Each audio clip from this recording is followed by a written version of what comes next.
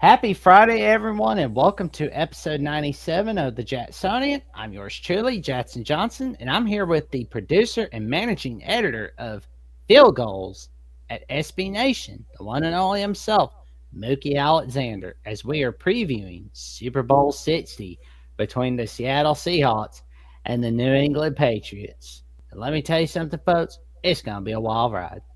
How you doing today, good buddy?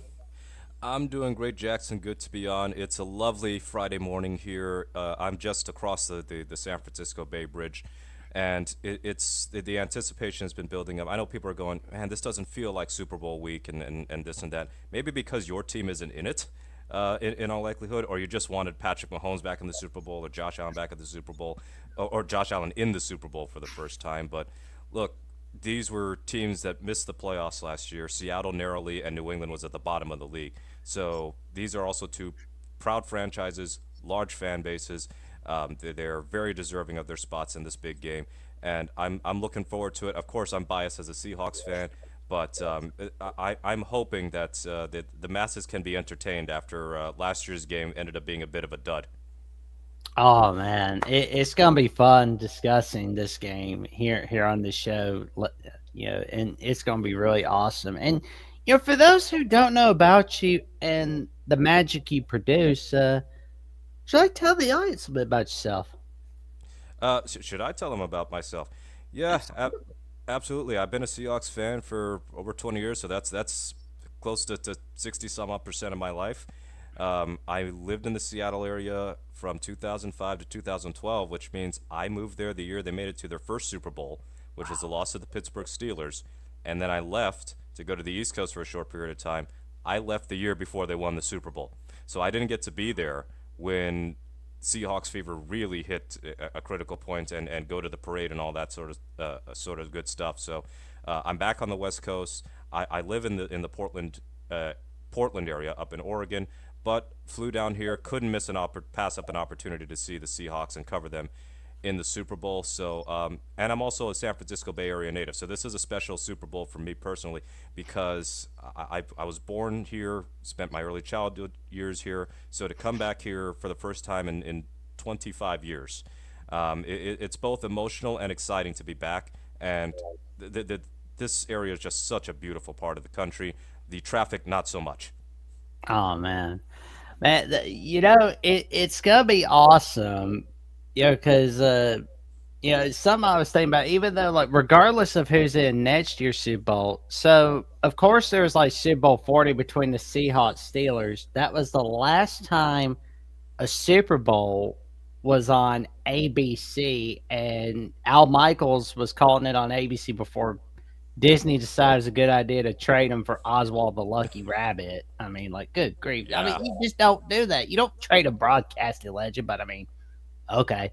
So I mean, but Super Bowl 61 next year will be the first Super Bowl ever to be broadcast live on ESPN, but of course it'll be the first Super Bowl broadcast on ABC since Super Bowl 40, and it's gonna be the first Super Bowl on Valentine's Day.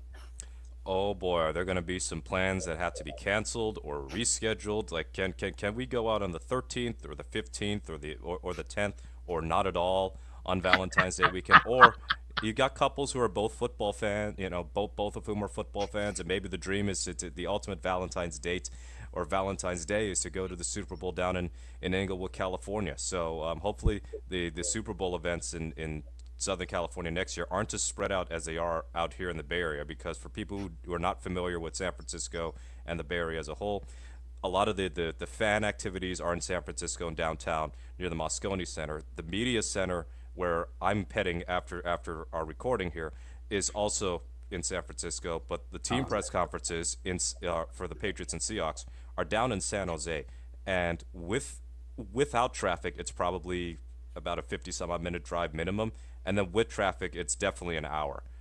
So that's not a fun experience having to travel back and forth oh man. on freeways where, especially when the HOV lane is not infinite. So, but nevertheless, at least it's one of those things where it's tiring, but it's a good type of tiring.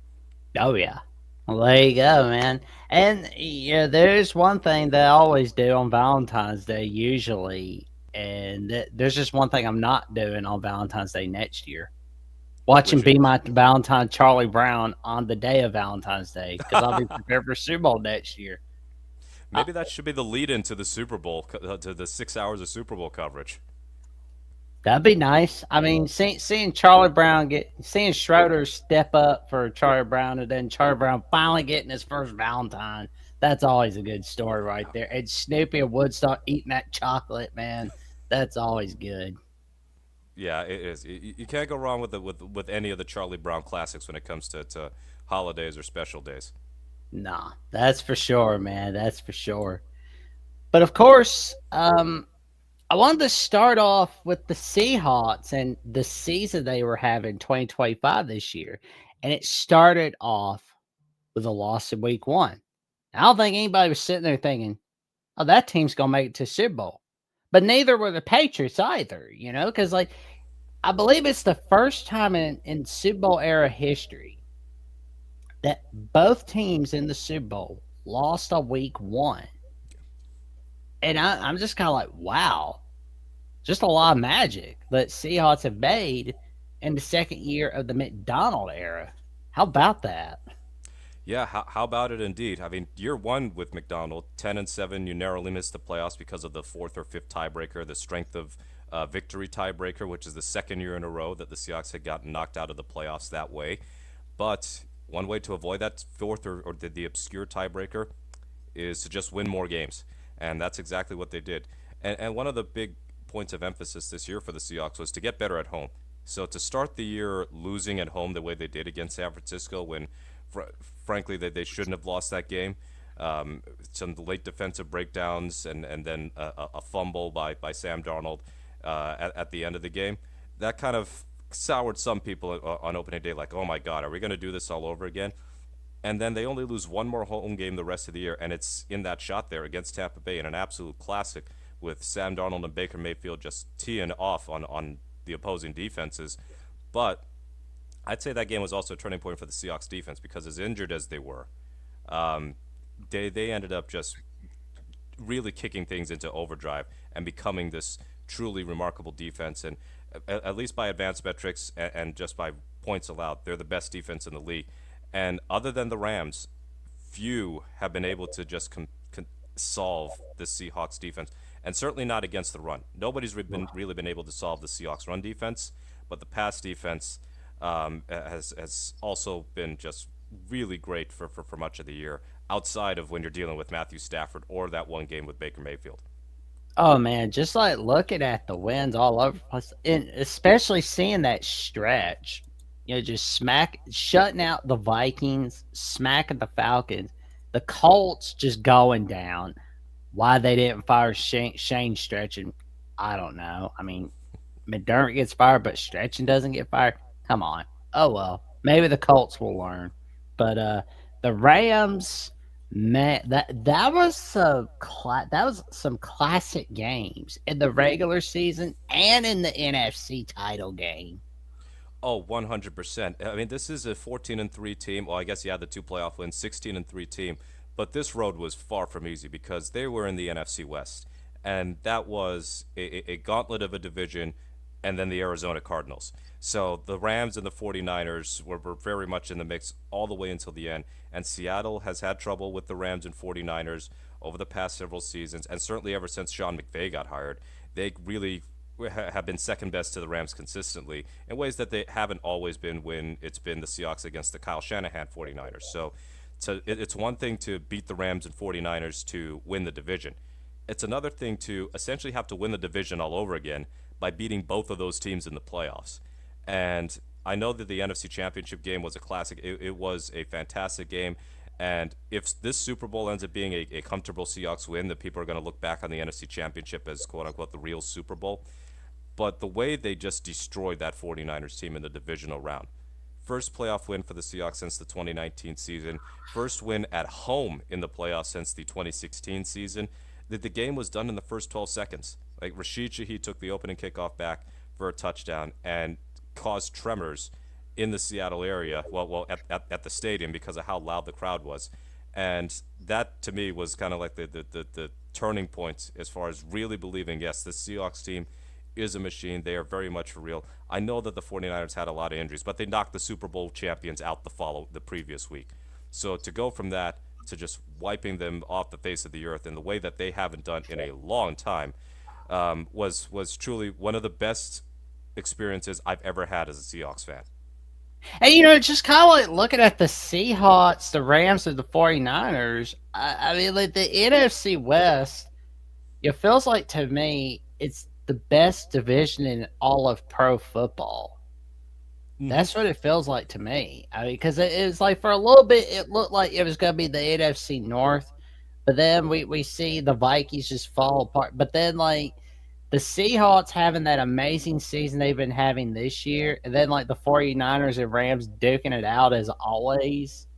And, with the exception of Cardinals, but everybody else in the NFC West is just killing one another for the top dog spot. Like they're the top dog. It's like boom. We know the Packers aren't going to do anything in the playoffs. That's for sure. No, they haven't for a little bit now. But when you think about the Rams, they led this division for a good chunk of the season, and they were looking like after beating Seattle 21-19, they picked off Sam Darnold 4 times, and you're going, all right, maybe this is just the Rams division, and maybe their Super Bowl to lose, and then they lose the game to Carolina unexpectedly, shortly thereafter, and suddenly things change, and then there's pressure on them, and excuse me, as long as Seattle could keep pace with them heading into the Week 16 rematch, they had a shot to grab control of the division and never relinquish it. And for them to go down 30-14 with 8 minutes left in the game and end up winning that, it's an all-time great Seahawks win. It probably goes down as the game of the year. As far as I'm concerned, the NFL Honors Awards, they should have a game of the year award. Kind of like how Ring Magazine has the Fight of the Year award for boxing. Yeah. We should have a Game of the Year award in the NFL. Let it be voted on by fans. Let it be voted on by a committee. I don't care. But that was an instant classic. It was Matthew Stafford, league MVP, having to play one of the games where you go, yeah, that's why he's the MVP.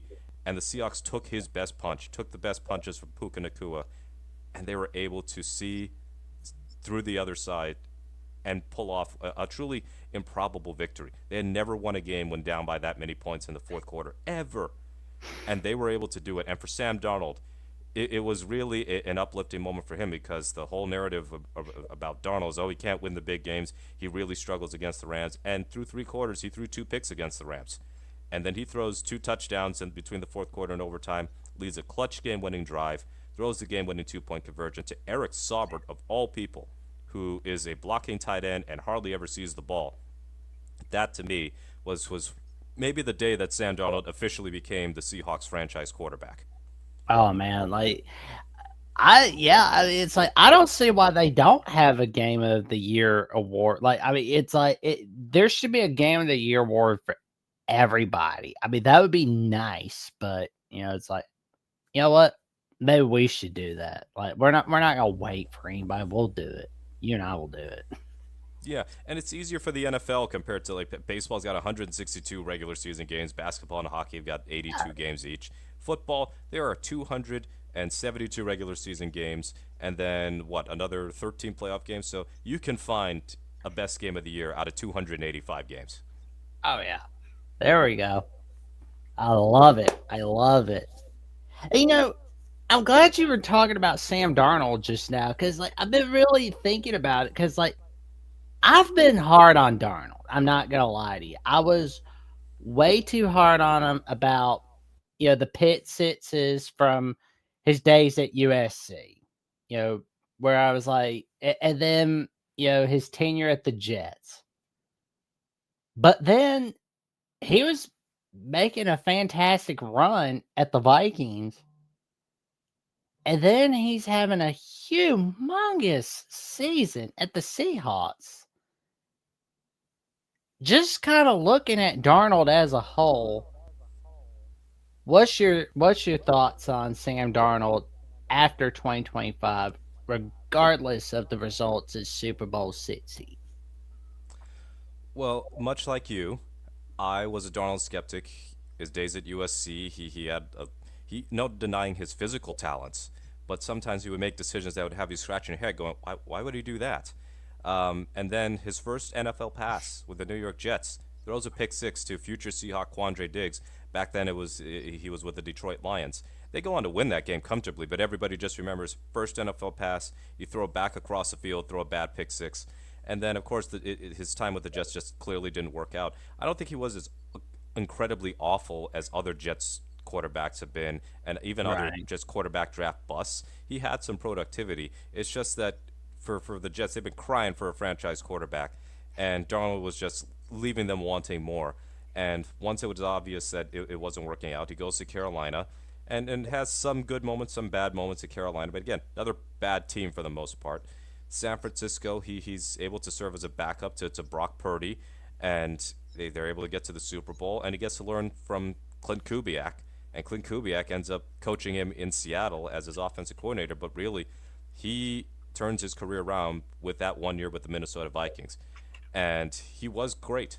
He was genuinely a very good high level quarterback throughout the year.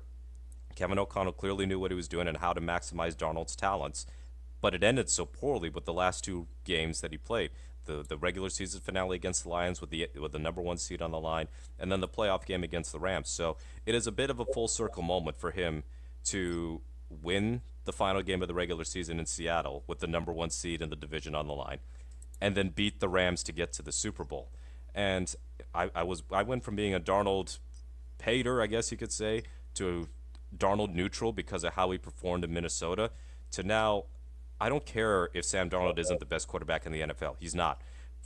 Yeah. Not top three, not top four. There is nothing wrong with being anywhere from like the sixth to 12th best quarterback in the league. You can win with sixth to 12th best quarterback. It just means that a lot more has to go toward building the rest of the team for you to be a regular contender, as opposed to like the elite quarterbacks like Mahomes, for example. Mahomes has got three Super Bowl rings. The last two, I'd say he didn't necessarily have the most stacked team compared to when he won the first Super Bowl with Kansas City. But Darnold is running the offense very well. He's being decisive with the ball. Yes, does he have turnover issues? Absolutely. But he's been clean the last three games in terms of turnovers. And he's been productive outside of the turnovers. It's one thing if you're just turning the ball over and you're not even getting like 200 yards a game and you're struggling to throw touchdown passes. He's moving the offense at a consistent rate. And I think that his best years are to come. He can get better than this. He's 28 years old, which, not every quarterback really grows in a linear fashion. Growth is not just XPs in a video game where you just get a plus one here, plus two here, plus five here. But no, that's not how it works. That's why quarterbacks do bust. But for Sam Darnold, he got the right coaching, he got the right environment to grow. He obviously did a great job of learning from his mistakes and being committed to getting himself to be the best possible version that he could be. And he's endeared himself to Seahawks fans. He's endeared himself to his teammates. Just talking with some of the players at the press conferences the last couple of days, you can see how much that they support Sam as their quarterback. And just on that alone, I think he's going to be here to stay beyond the 3 year contract that he currently has. Yeah, I mean, like Darnold, for everyone this season has been like the embodiment of the smart man learns from his own mistakes, but the wise man learns from others' mistakes. hmm Yeah, that's a great adage. I guess you could put it that way. With Darnold, another thing with him is he's had some bad moments this season. Certainly the four interceptions against the Rams, but he bounces back from them. The whole concern about Darnold is, oh, he's going to crumble when one negative play happens. That hasn't really been the case this year. If he makes a mistake, he'll find a way to correct it. He makes some tight window throws. He'll scramble for first downs. He'll make plays out of the pocket. So he does a lot of what you want a franchise quarterback to do. To me, he is a very good quarterback whom at his best can be great. And again, that's enough to be a contender in the NFL. If you're trying to chase for the next Mahomes or Josh Allen or Lamar Jackson or Joe Burrow, fair, because that's exactly what you want. You want a quarterback with Hall of Fame potential. But if you don't have that guy and it's not enough for you, you're going to be looking for a new quarterback every 3 or 4 years, and that's just no way to sustain yourself. So, full credit to John Schneider because he made the decision to trade Geno Smith, who had his own comeback story of sorts. But the problem was, Geno is an older quarterback, and he was also on teams that were not as good as this one. So he couldn't really elevate them into being a true contender, and he had his issues with turnovers as well. But there was risk that Geno might just have a successful year with the Raiders, and Darnold might regress after he comes from Minnesota to Seattle. Well, Geno ended up being in a disastrous situation in Vegas, and he certainly didn't help matters. And Sam is able to just continue his success with the Seahawks, and it looked like a great decision, and it netted them a third round pick as well in Jalen Milroe, whom we don't even have to talk about. Jalen Milroe from Alabama, of course. We don't even have to talk about him My this guy. year. Well, yes, like he had a couple of snaps this year. Unfortunately, his last snap was a botched pitch play that led to a fumble, and he hasn't been active for a game since then. But that's fine. He needs some time to develop, and that doesn't mean getting on the field right now. And he has a chance to say at the end of this weekend, hey, I'm a Super Bowl champion. I just got here. So I mean that's cool. They can't take that away from you, and there could still be yet opportunities for Milroe on this team moving forward, even if Sam is the guy. Yeah. I mean, because it's like it looked like for a moment it was gonna be, Darnold sitting there, for a year, and Milrose learning for a year or two, and then it's like boom, he takes over. But it's like Darnold's got the job as long as he wants it. It looks like, and that's good enough for me right there. But just kind of like looking at the other strengths and weaknesses, obviously for the Seahawks. I know Smith Jigba has been a huge strength for the Seahawks. Um, for anybody that has not watched the Seahawks this season up to this point, they're just kind of like watching the Seahawks for a Super Bowl party, having chips and dip. Um, what are the strengths and weaknesses people need to look out for in watching the Seattle Seahawks? The strength of the Seahawks passing game is the connections between Sam Darnold and Jackson Smith and Jigba. Offensive Player of the Year, Jackson Smith and Jigba, by the way. So JSN, 117 catches, franchise record, 1,793 receiving yards, franchise record, and led the league in receiving yards. And I think he had 10 touchdowns, but he wasn't close as far as the touchdown total. But still, he gave you everything. He gave you catches, he gave you yards, he gave you touchdowns. And he's a supreme route runner. He's got excellent hands. He can beat man coverage. He can beat zone coverage. And what he showed this year that we didn't really see consistently through his first 2 seasons is that, oh, yeah, he can beat you over the top as well. He was a yards after catch guy at Ohio State. His depth of target on his catches was pretty short compared to Garrett Wilson and Chris Olave. But that doesn't mean he couldn't do it. And JSN might not be the fastest receiver in the league, but you don't have to be the fastest receiver in the league to know how to get separation. It's not just being fast. There's footwork. There's knowing how to sell your routes. There's just little movements because you're not just running goal balls all the time. You could be running deep posts. You could be running corner routes. And his footwork and his ability to get separation, a little bit of hand fighting, to do this all without ever committing offensive pass interference, I might add. He is a master at his craft. He is exactly why I wanted the Seahawks to draft him, even though he barely played his final year of college football because of his hamstring injury. Because, I mean, that Rose Bowl, just go back and watch the Rose Bowl against Utah. 15 catches, 346 yards, 3 touchdowns. How could you not want a guy like that on your team with the way that he was tearing up a fantastic Utah team? So, JSN is just hard to stop. You want to throw a screen past him, you want to motion him out of the backfield and get him matched up against a linebacker. Yeah, good luck with that if you're an opposing defense. So, I mean, he's a guy who beat Derek Stingley for a touchdown against the Texans, and he had 8 catches for over 100 yards against another elite defense. So he's hard to stop. And on play action, the Seahawks are among the best in the NFL at play action passing, especially with Clint Kubiak pushing under center stuff, and he makes the play action game look so much like the run game. So you could watch a formation, and it looks like it's going to be a run because he's got 2 tight ends, or maybe 2 tight ends at a fullback, or 1 tight end and a fullback out of the eye. And one play, it will be a run play, and another play, same look, it's actually a pass play. So that is a textbook example of marrying the pass and the run so that they look the same, or but defenses are not able to confidently figure out what is what.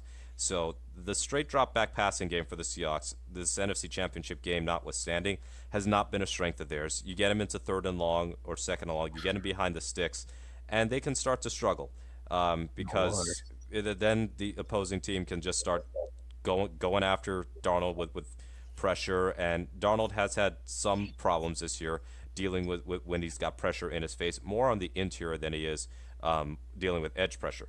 But still, it's not a back-breaking weakness. It really hasn't been for much of the season. They're not a great third down team, but they've been getting better in recent weeks.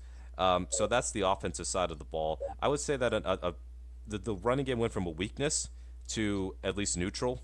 Like they're not a liability, but they're not super strong. They've been getting much better over the last 4 or 5 games at opening up holes for Kenneth Walker, and before he got hurt, Zach Charbonnet. Glenn Kubiak and the offensive line coach John Benton love to use that outside zone scheme, but they also mix in uh, duo blocks, so you're getting some double teams up front. You get some inside zone, so he mixes up the run game pretty well and plays to the strengths of his backs. But it's just that the offensive line has done a much better job at pass protecting than run blocking. So if you want to consider the Seahawks run blocking as a sort of weakness, I guess you could say that's another one. Defensively, run defense, strength all the way. Haven't allowed 100-yard rushers since November of last year. In fact, we're in 2026, so November of 2024. And that was Ernest Jones's first game with the Seahawks. Ever since Ernest Jones came to Seattle via trade, he has transformed the linebacking group. He has helped transform the run defense. And then you add in Byron Murphy, the first round pick out of Texas from previous season. He eats up double teams like nobody's business. The way he can generate power and push people back is insane. He's got this knee drop technique where I mean he's on the ground and having to deal with two blockers, and he stymies them to make sure they can't push get any downfield push for their running backs. I mean he's a special player. So this run defense, they're hard to get explosive plays on. You try to run laterally on them, the linebackers and safeties are able to get there. The defensive backs are really good at stopping the run and tackling too. Seahawks are an excellent tackling team. I'd say if there's a weakness, they don't have a standout edge rusher. The leading sacker was Chenna Nwosu with 7.5 sacks. Byron Murphy had 7 sacks, but in terms of just edge rushing, Nwosu had 7.5. They have good pass rushers, but they don't have a truly elite one like a Max Crosby, Trey Hendrickson, Micah Parsons, Miles Garrett. They don't really have that. If they did have it, then cancel this game because I'm pretty sure the Seahawks would win comfortably. But they make up for the fact that they don't have any terrible pass rushers. Um, Derek Hall can rush the quarterback pretty well, even if he doesn't get the sacks. Demarcus Lawrence has been one of the best free agent signings of John Schneider's career, especially particularly on the defensive side of the ball. There's still life yet in the old dog at 33. Goes from Dallas, comes to Seattle, says, "I knew I wasn't going to win a Super Bowl in Dallas, and I was decided to come out here, and look what happened. He's in the Super Bowl." So yeah, the pass rush, I think they're great at generating pressure with four, but it's more that the interior with Murphy and Leonard Williams than it is they're outside guys.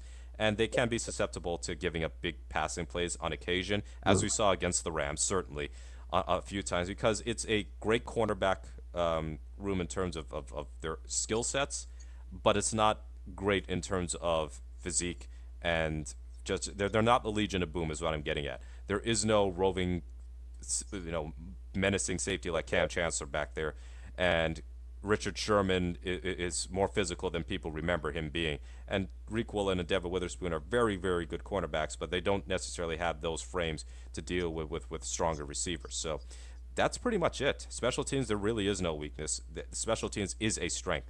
If you want to watch a great return game, watch the Seahawks because Rashid Shaheed's got several kick return and punt return touchdowns. I mean, they've been able to get return touchdowns from other guys like Torrey Horton, who's out for the year unfortunately, and even George Holani got a rare kick recovery touchdown against Pittsburgh, where the Steelers never touched the ball on the kick return, and it just died out in the end zone, and Holani was able to fall on it. So Jay Harbaugh has done a fantastic job transforming the special teams unit from a kind of not good one last year to a great one this year. And Michael Dixon, a punter extraordinaire. And if you love punting, I hope to not see Michael Dixon punt on Sunday because that means the Seahawks offense is sputtering a bit. I don't want to see him punt too much. But if you do want to see him punt, this man is special. And Jason Well, Myers is a great Jason Myers, I might add, very very reliable field goal kicker these last few years. well, it sounds to me like if you're having the punt, that means Seahawks are getting chewed up like a chicken nugget on 3rd and long a bunch. Yeah, yeah, exactly. Like, don't get into third and long, especially against the Patriots defense that excels at getting you into third and long. And they are going to blitz. They are going to send pressure at Darnold. It's a matter of can Kubiak and can Sam Darnold, can they beat that blitz consistently? Man, I just looking back at like Mike Vrabel, he goes from being the guy that ends the Patriots dynasty on January of 2020 on a Saturday on CBS. I believe it was on a Saturday on CBS. And then, like, afterwards, so like Chris Berman and Tom Jackson talking on NFL primetime on ESPN or ESPN Plus, Yep. to now Mike Vrabel creating like a Hollywood reboot of the New England Patriots dynasty. It's like, wow, he incredible job. Mm-hmm. Yeah, and he got Coach of the Year. I would have preferred Mike McDonald get Coach of the Year, but I can't be mad at Vrabel getting it because 4-13, 2 straight years. They changed the roster considerably. Was the schedule soft in terms of playoff caliber teams they faced? Yes, but yeah, still have to win the games. And those same opponents, the Patriots would have lost to the last couple of years. So they were able to overcome the in hindsight, terrible loss to the Raiders. And then they started the year 1-2, right? They lost to Pittsburgh in week 3, so they go from 1-2 to only losing one other game the rest of the regular season, and that was against the Bills, and they were up 21-0 in that game. And the Bills are a good team, and good. I mean, New England, they should be credited. Excuse me, for how Oh, well you're they have. Yeah, they should be lauded for how quickly they managed to turn the ship around. Because I know it can be insufferable for outside observers to go, oh my God, the Patriots had Tom Brady all these years and Bill Belichick. I just wanted to see him suffer for as long as they succeeded. But it seems they got their quarterback of the future. They've got a lot of young talent on defense and on the offensive line and at running back. They got some up and coming talent at wide receiver. They got veterans like Stephon Diggs and Milton Williams and Christian Barmore out there and Carlton Davis. So it's a well constructed team that is set up, I think, for success beyond this season. I don't think they're going to be a fluky team where okay they made it to the Super Bowl this year and then they just go 6-11 next year. I think that they're going to be here to stay, especially with the way that Vrabel has got them playing. They are a well coached team, and you know who probably feels bad right now watching this Super Bowl? The Tennessee Titans, Oh my because god, I know it, man. It's like if I was general manager of my Titans, here's what I would have done. Because like if you're trading AJ Brown, you're making sure you got some draft picks, of course. But the way they collapsed in that 2022 season, what I would have done is just trade Derrick Henry for some draft picks. Because I mean, you're mad at the world. You're not happy about where things are going. You might as well fleece a team out of some draft picks. Just kind of take a page from the Boston Celtics of 2013.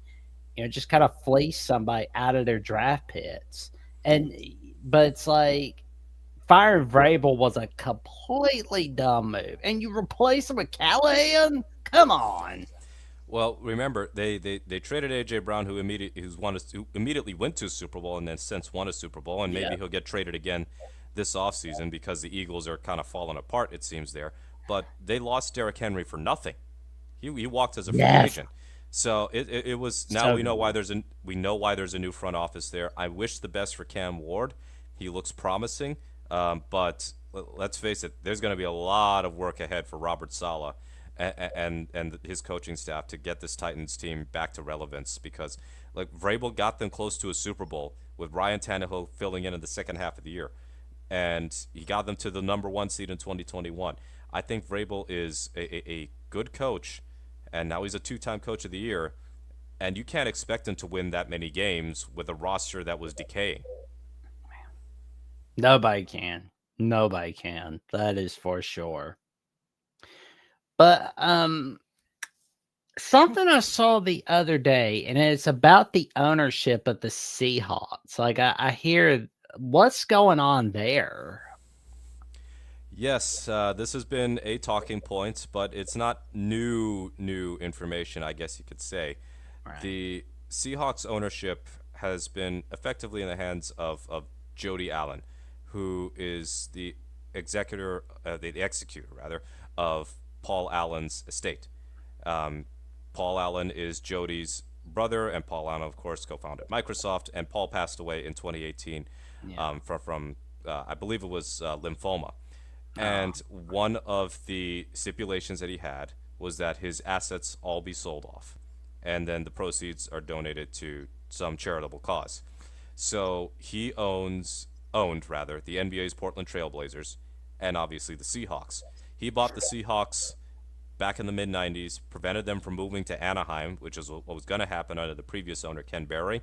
He bought it for an amount that starts with an M. So, and now it's going to be worth a B. So man. instead of hundreds of millions, it could be worth $8 billion when they go on market. But the reason why 2026 seems to be the time to sell off to put the team up for sale is because the Blazers are in the process of being sold. So they're going to get that done. It's just a matter of when it happens. But also in 2024, there was an agreement between the state of Washington and the Seahawks that if they were to be sold from the mid 90s when Allen purchased the team through 2024, the state of Washington would get 10% of the proceeds of the sale price because there was funding for the stadium that replaced the Kingdome, which is now Lumen Field. So that was kind of the trade off. That agreement has expired, and the Seahawks are not for sale technically right now, but they are going to be sold eventually. And it appears, based on the multiple reporters saying this, that the time is going to come, perhaps as soon as this Super Bowl is over, that they're going to be put on the market and they're going to fetch a fortune. So Jody Allen is technically not the owner of the Seahawks, but she's basically taking control of team matters during the time, and she's not Jerry Jones, and thankfully she isn't Thank Jerry Jones, God. but she has been involved in some of the big personnel decisions as it pertains to keeping Pete Carroll and being informed of what's going on with the draft and all that. So I think that it's been great for the Seahawks to have stable ownership, and I know that they're going to be sold off soon, but you just don't want it to be to unstable ownership because there are a lot of NFL teams who've got either stable ownership except they suck, or unstable ownership where they have owners but they're just meddling and overly involved, or they don't care, or they don't want to spend the extra money to pay players or whatever. The Seahawks are going to be a coveted team, no doubt about it. As to who buys them, I don't know. I don't have any general beat on the situation. My personal preference is that Jeff Bezos does not buy the Seahawks. Oh God. Like it is that guy I do not want to see on an NFL team. And any other anybody I don't want to see anybody that has the look of a douchebag buying the Seahawks because I mean it's like it's got to be somebody that cares about the Seahawks and has loved them as if it's their own baby. Like somebody like that, it's got to be. It cannot just be somebody that just sees it as another financial toy. You know, it's got to be somebody that loves the Seahawks, like Paul Allen did. Because I was looking back at some of the history for the Seahawks as you're preparing for this show, and before I was going to bed, and I was doing some editing on voice college football shows. I was watching an old news report in 1996 where it was looking like the Seahawks were going to become the LA Seahawks, but Hmm. then Paul Allen saved them from that. Hmm. And Yes. it's just I want to see somebody like that, and it's too bad that we don't see like the Allen family just kind of keeping the Seahawks. It's a shame because like I want it to be kind of like the Hunt family with the Chiefs, because like they started that team. They got them rolling when they were the Dallas Texans in the AFL when everything was in black and white. And they like became the Kansas City Chiefs, just running the show in the AFL. And then you know, about half century later, You see everybody just kicking some tail with Patrick Mahomes and Andy Reid. I want to see something like that with the Seahawks. You know, like that. That'd be cool because, like, if any team deserves that, it's definitely the Seahawks. And for a city in Seattle that has dealt with the despair and the heartbreak and the anger over what happened with the Seattle Supersonics, and them moving to Oklahoma God, City, with Howard Schultz, public enemy number certainly in the top three for public enemies, in Seattle for selling the Sonics to Clayton Bennett, who had no intention of ever keeping the Sonics in Seattle. The arena discussions be damned. So people are getting PTSD in a way about the sale here, but I can assure you there is no reason to believe the Seahawks would move from Seattle. This team has grown yeah, into being one of the bigger franchises in the league. So and they got a world class stadium. It's going to be hosting World Cup soccer matches very soon. So they're fine. It's just a matter of will ownership post Allen family be more like the Dallas Cowboys or be more like say I'm just trying to think of another a model organization right now in terms of ownership, just not necessarily for like championship success, but like say the Pittsburgh Steelers and the Rooney family. yeah. It's an excellent comparison, you know. But I think we'll wait and see, and I think like as soon as we know who that new owner is going to be, we'll definitely have a better understanding of where the Seahawks are going for, like, say, next 20 years and beyond. Yep, but luckily, I don't think it's going to be a big distraction entering the game. Because, again, this was not some sort of, oh my God, they're up for sale or they're going to soon be up for sale. Who saw this coming? No, this is an inevitability. And this has been talked about over the last few years. And the Blazers are always more likely to be sold first than the Seahawks because they don't have the same restrictions in terms of any lease agreements or whatever, or any a deal with the state of Oregon or the city of Portland, the way that the Seahawks had a deal with the state of Washington. So all that's out of the way. The Blazers are the less valuable franchise as well. And now we get to the Seahawks, and whether it's this year or next year, we're going to see them put up for sale. But it's been a heck of a ride for the Seahawks to have this much success under Allen ownership because remember, they didn't win a playoff game from the late 80s all the way until 2005.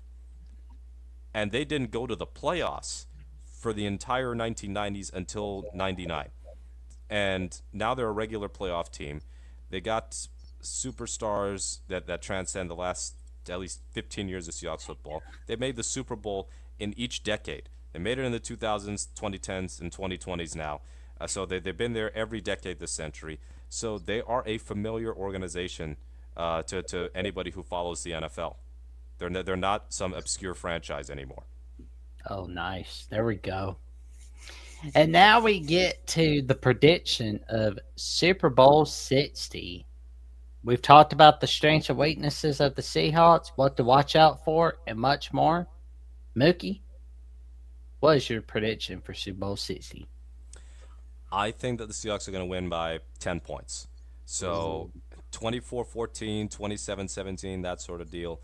I think that the Patriots are going to have a hard time moving the ball on Seattle's defense. They might hit some explosive plays, especially when you have a guy like Stephon Diggs who's still performing at a pretty high level given the injuries he's been dealing with, and that Drake May, MVP runner-up, led the league in passing yard.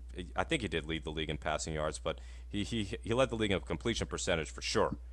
He didn't lead the league in passing yards. Now I remember because he hasn't had but one 300-yard game to his name, but led the league in completion percentage, and it's not him checking it down. It's him throwing deep. He's an aggressive quarterback, and he can throw some of the prettiest passes in the NFL. But he's also been struggling to stay upright in this postseason because his young offensive line, especially at left tackle and left guard with Will Campbell and Jared Wilson, they've been getting picked on a bit by the Texans and by the Broncos and by the Chargers. And the Seahawks have the pass rush and they have the defensive wizardry of Mike McDonald to kind of confuse the offensive line, show something, show one look, and then bring something else. Like we're showing all out blitz. We're only rushing four. And now you got to figure out who do I block because it's not a traditional four-man rush. It could be a sim pressure. So it's not four traditional pass rushers, two interior guys and two edge rushers. It could be an interior guy, an edge rusher, a linebacker, and a safety. And then you don't know where to block or who to block, and the ball's got to come out quick because you're thinking it's going to be a blitz or something. And I think for Drake May, he's been great throughout the season, but against the Seahawks defense, I believe McDonald, especially with a bye week, is going to be more than prepared to limit the offense and forget about running the ball. I think the Patriots' run game is going to struggle badly against Seattle's defense. No disrespect to Ramondre Stevenson or Travion Henderson, but Seattle's run defense is built to stop anybody. Offensively, I think that Darnold is going to maybe have a couple of jittery moments and maybe even have a turnover, but I think he's going to manage the game well.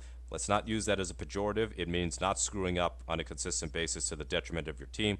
He's going to hit some downfield shots to Jackson Smith and Jigba. Watch out for Rashid Shaheed as a kick returner and as a receiver. And then Cooper Kupp, Super Bowl MVP once upon a time. Maybe he can contribute one more time to a Super Bowl in terms of underneath coverages, working as a blocker for fellow receivers or running backs. So I think that Kenneth Walker is also going to be poised for another 100-plus yard scrimmage game. Might not get 100 on the ground, but he could get, say, 75 rushing, 30 receiving. So I think that the Seahawks are going to make an early statement, jump out to an early lead. New England's going to come back a little, but then Seattle's going to pull away and get a 10-point win in the end. I respect New England, and I don't think that they have no chance to win this game. But I believe that the Seahawks are a better team on paper, and they got a better coach. They may not necessarily have the better quarterback, but I think that right now, Drake May obviously got MVP votes and Sam Darnold didn't. But I believe that Darnold is in a better offensive situation for this particular matchup than Drake May is going up against Seattle's defense. So again, hope it's an entertaining game. But ultimately, I think that the Seahawks are going to prevail. And win or lose, this has been a tremendous season for the Seahawks. I won't look at it as a failure if they lose.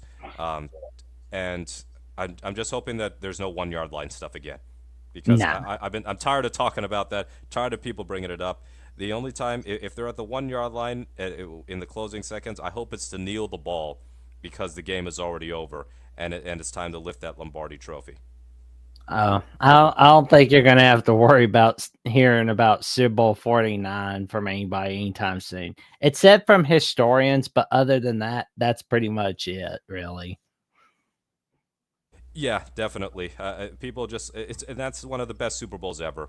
And it was such a painful one to watch for me at the time, living in New York and all that. But we're past that now. Mike McDonald said at yesterday's press or Thursday's press conference that, or yeah, it was Wednesday's press conference, so 2 days ago. Nobody is really paying attention to trying to get revenge on the Patriots in the organization. Too many people have left. In fact, not too many. Everybody. There's nobody on the Seahawks roster, nobody on the Patriots roster from Super Bowl 49.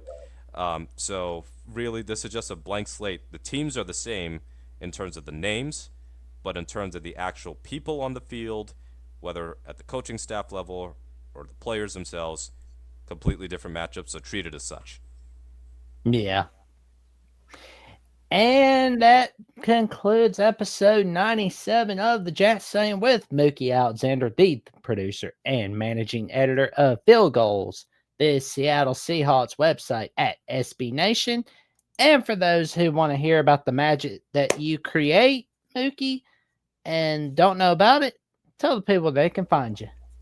Yes, you can find me on Twitter or X if you want to call it X, at Mookie Alexander. I'm on Blue Sky, mookiealexander.bsky.social, and then you can find my work not just at fieldgoals.com, but also occasionally I do national work for SB Nation.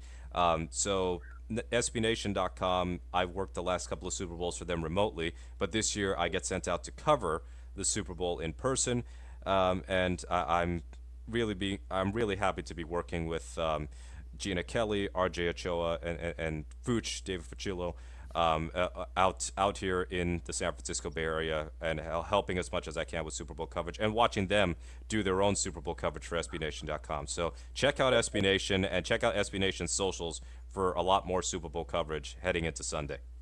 Oh, man. There's one guy I'm definitely hoping you get to meet after the game, Chris Berman.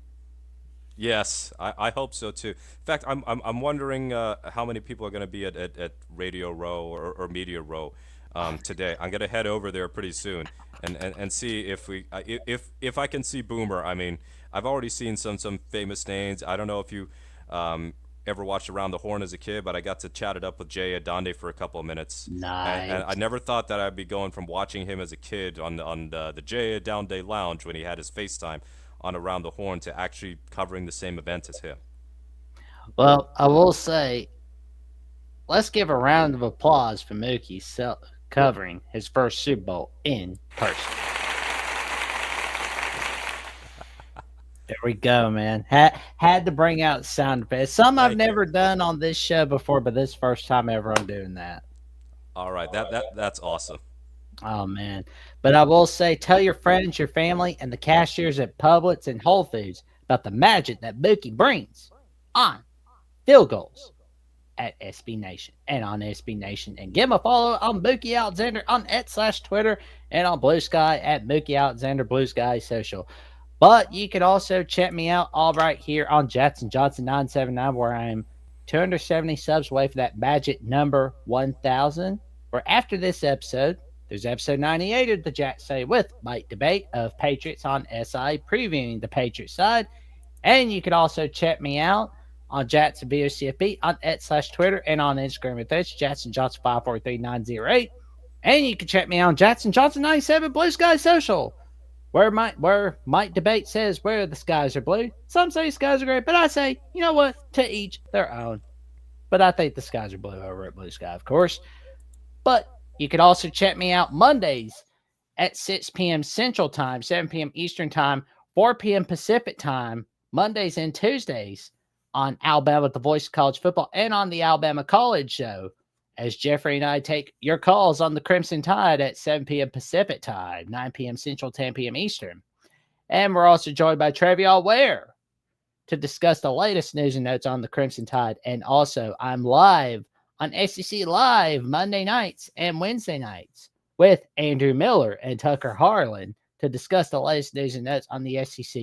You know, we're getting close to kickoff, of course, just kind of making sure I keep myself out of boredom. I mean, there's always old TV shows, there's always something here and there keep me out of boredom. But I will say, we've got some magic cooking up all right here on the Jacksonian.